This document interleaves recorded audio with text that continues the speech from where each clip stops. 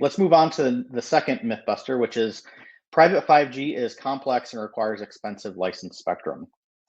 The fact is that many countries and regulatory bodies throughout the world are opening spectrum for shared private 5G use. And a lot of the spectrum is in the mid band from 3.3 to 4.9 gigahertz. So in the US, we have band 48, which is 150 megahertz of spectrum for general use throughout the United States.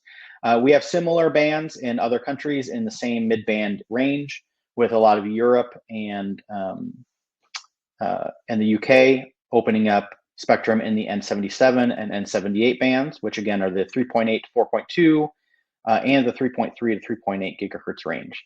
So very similar characteristics. The amount of spectrum may vary slightly between some of these countries and locations, but we're seeing a lot of countries opening spectrum globally. There are also spectrum being opened up in the Middle East, Southeast Asia, Japan, for instance, and a lot of those are covering the same bands, N77, N78. Japan is opening N79 in the 4.6 to 4.9 gigahertz range. And so this is becoming much more of an accepted practice and being adopted worldwide. And there's a very strong device ecosystem as well. So a couple of years ago, this was still a maturing ecosystem with devices coming onto the market. Now that we are 4 to 5 years into the private cellular network kind of market development, these client devices are becoming much more common and are actually fitting a wide array of use cases, everything from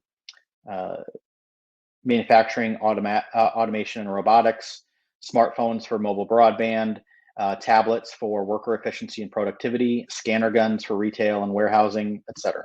So there's a use case for virtually everything that has a strong device ecosystem support.